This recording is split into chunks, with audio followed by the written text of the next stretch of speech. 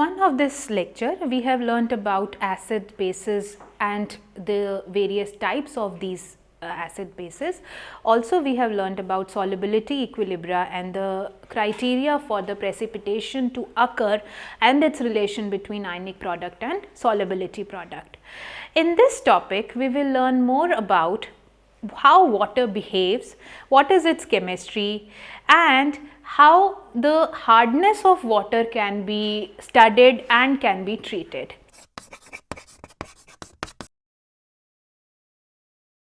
Hello students, I am Dr. Upasna.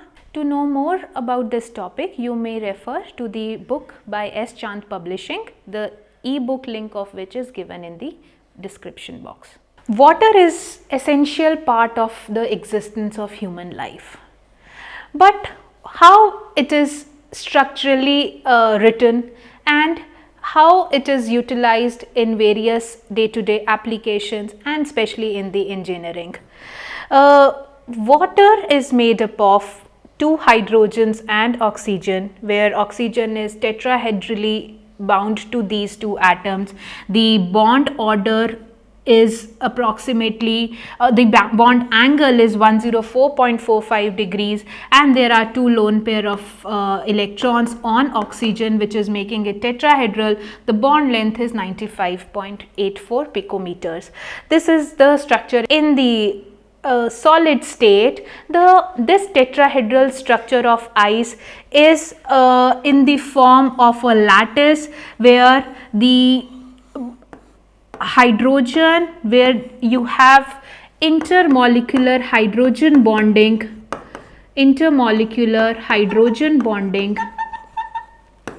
that exist between hydrogen and oxygen, and because of this intermolecular hydrogen bonding, the tetrahedral structure, this is the hydrogen bonding, then hydrogen, then oxygen, then H. Similarly, this is bound to oxygen, then this is bound to hydrogen, and so on. So, all these are tetrahedrally linked with one another. These 2 are bonded. Because of this type of tetrahedral structure of ice, it is stable.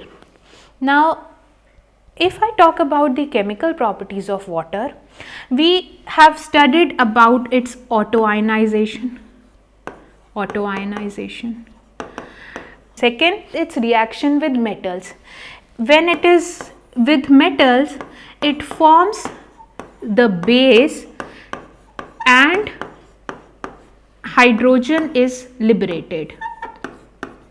So, suppose you have potassium, then in presence of water, hydrolysis reactions starts and hydrogen is liberated.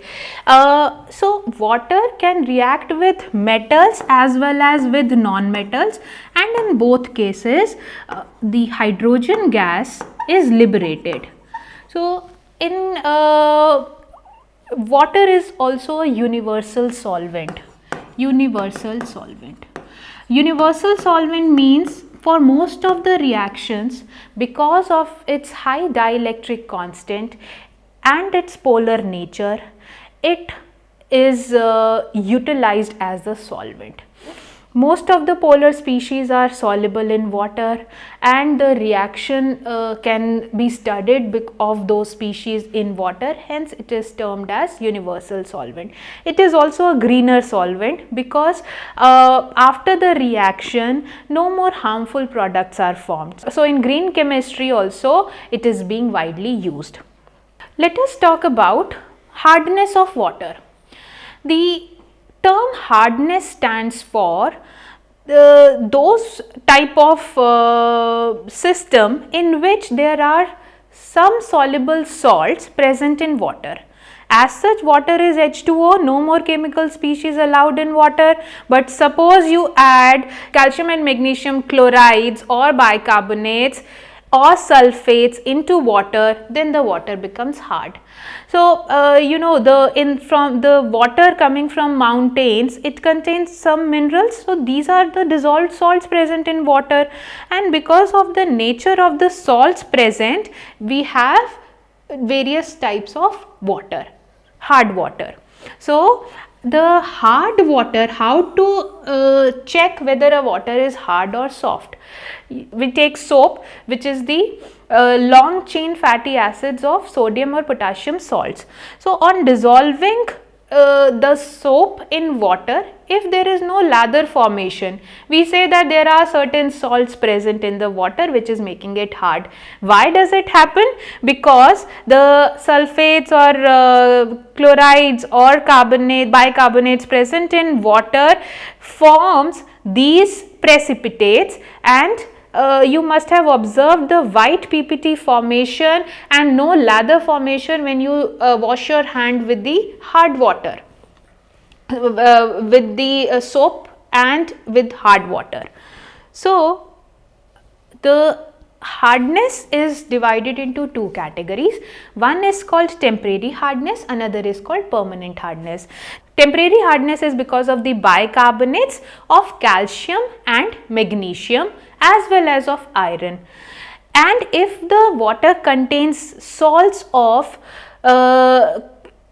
calcium with chloride and calcium with sulfates or nitrates, the water is termed as having permanent hardness. So if your water contains these salts, then how much is the allowed limit, or how to determine hardness?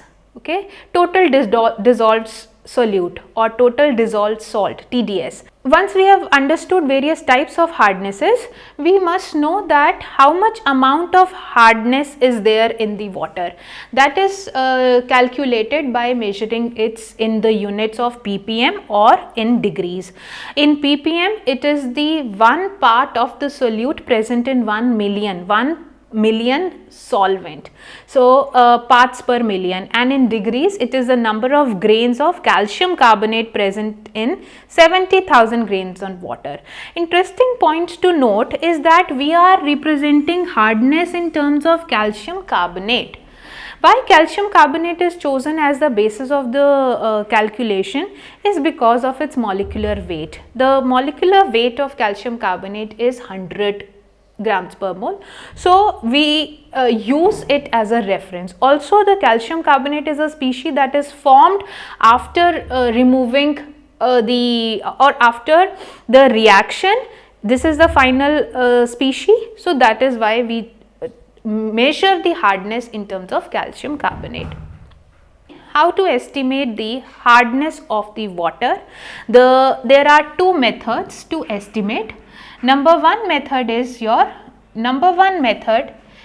using the direct method or using the digital meter. When the service of RO at home, water purifier takes place, then the serviceman comes with a digital meter and it measures the total dissolved salt present in water. That is using the digital meter. Second one is using in the lab, and the way which we are going to discuss is the complexometric titration. Now in the complexometric titration, basically we have to measure the amount of calcium and magnesium ions present in water. So we make use of complex formation of these salts, of these ions, with the ligand called EDTA. EDTA is ethylene diamine tetraacetic acid, and it is a hexadentate ligand, and it forms 1:1 complex with calcium and magnesium. So calcium is forms a octahedral complex with EDTA, and the complex is stable. So whatever is the amount of ions present, that can be titrated or that can be reacted with EDTA during the titration, and we calculate quantitatively the amount of ion present. So during the titration, we also need basic medium. So ammonia solution is utilized to create the pH 9 environment. We also need an indicator, which is EBT. EBT is aerochrome black tea, which is added. So a color change from the wine red to the blue takes place during the titration, and the amount of calcium and magnesium ions present in the system is monitored. The point here is we are observing only the total hardness through this titration. So this is the formula that is used for finding out exact hardness in parts per million of calcium carbonate. Second step is we now have understood what hardness is and how it is estimated. Now comes the question, please remove this hardness from water. For removal of hardness, a simple way is, if you are lucky to have only the bicarbonates in the system, then that can be removed only by boiling. So we usually do it at our homes also. We simply boil the water, and you see the precipitate formation on the outside of the or inside of the utensil is because of the formation of calcium carbonate. When you simply boil water which contains bicarbonate, it forms carbon dioxide which is released in the atmosphere, and the calcium carbonates get settled, and we just filter it out and we use that water. But the question comes, how to remove the permanent hardness, because the permanent hardness is not removed by just boiling. So there are procedures for removing the permanent hardness. These are explained one by one. So the first process is with the lime soda method. As we know that permanent hardness is because of the sulfates, so we have to have certain mechanism where sulfate is getting reacted. Also it is because of the chloride ions present, so chloride ion must also react. So what is done is, we use soda, that is sodium carbonate, Na2CO3, and lime, which is lime water, which is calcium hydroxide solution. So calcium hydroxide and soda lime treatment involves formation of calcium carbonate as well as sulfates. Also, if we are using lime, then lime is forming the magnesium hydroxide. So because of these decompositions and the formation of these precipitates, calcium carbonates get settled, calcium chlorides get settled, and your water gets the removal from calcium sulfate and magnesium chloride. How calcium chloride is removed?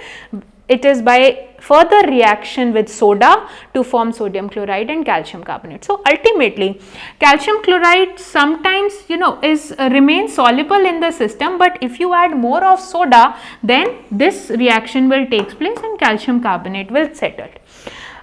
This is first method. Second method is very interesting method, which is called permuted method or zeolite method. Zeolites are made artificially.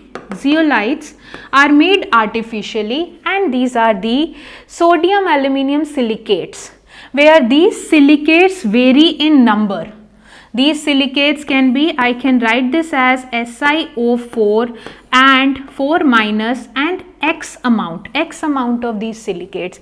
So what happens is, we have created a zeolite. So it is a kind of solid structure where you have various vacant spaces in between. So what happens is, the the ions which we want to remove, calcium or magnesium, gets trapped inside the zeolite, and you get calcium permutate and magnesium permutate as the precipitate, and it replaces sodium from here to form sodium sulfate and again sodium sulfate respectively, sodium sulfate as well as sodium chloride respectively. So these are my zeolite. On reaction with the hard water, it forms these as precipitate. So how to recover the zeolite? It is just by reacting it with sodium chloride. So sodium again gets attached to the zeolite, and the remaining calcium chloride is precipitated. So very convenient way, although zeolites are specially designed, so it is little cost consuming. The third one is, you have cation or anion exchange resins. Resins are basically made up of polymers in which you have along with the polymeric chain certain part which is replaced or substituted by the ion present in hard water. So a cation exchange is the one which has replaceable H plus or sodium ion. So I can also say that my zeolite permuted process is also a kind of a base exchange method in which the exchange was happening of the ion. It has replaceable cation or anion, and here has replaceable OH minus. So these are the polyhydric phenols with formaldehyde, and sulfonic acids are also used in the cation resins. In anion resins, we use the polymeric chain along with Nr3, and then you have OH minus, Nr3 plus and OH minus as the unit. So OH minus gets replaced and you get, so what happens is when we pass hard water through this resin, so understand that you have a column in which this resin is filled. Then we pass hard water from the top, and whatever is the nature of the resin, ions get replaced from the water.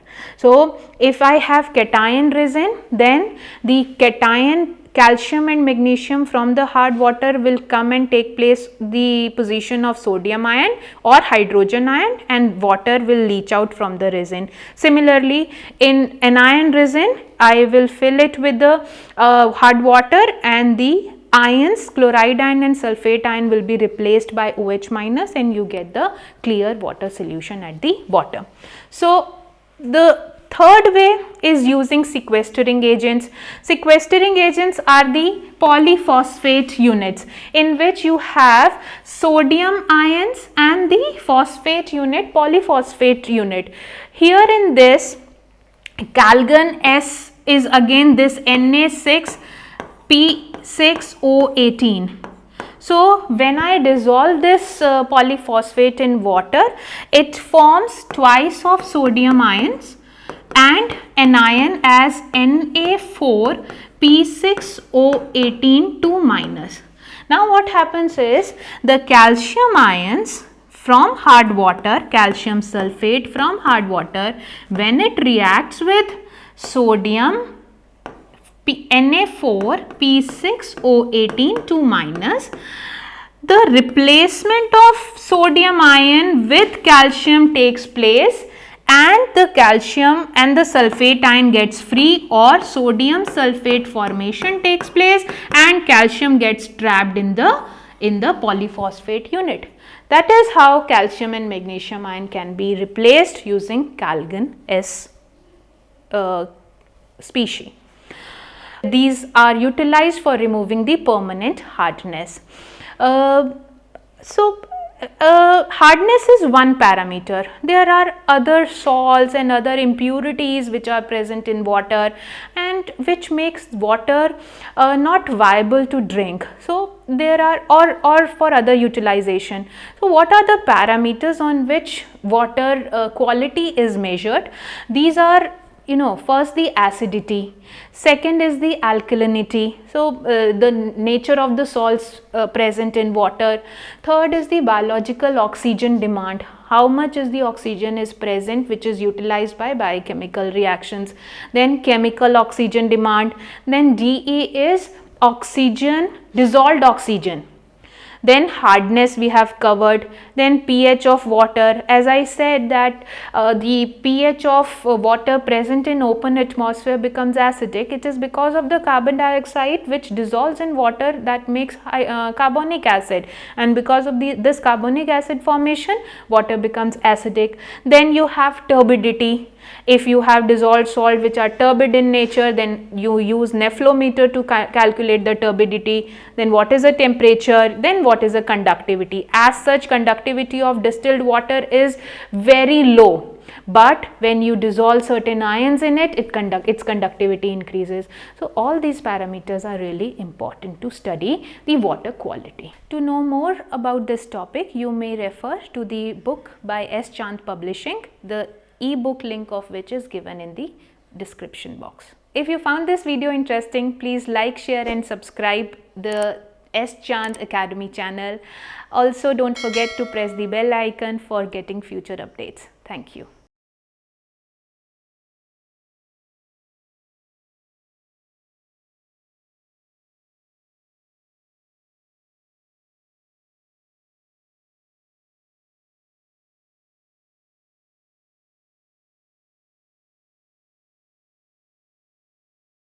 Copyright holder.